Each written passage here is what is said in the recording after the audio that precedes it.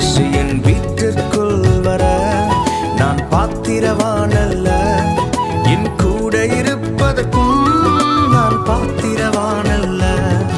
ஒரு வார்த்தை போதும் எனக்கு, அது போதுமே. ஒரு வார்த்தை போதும் எனக்கு, அது போதுமே. ஒரு வார்த்தை போதும் எனக்கு, அது போதுமே.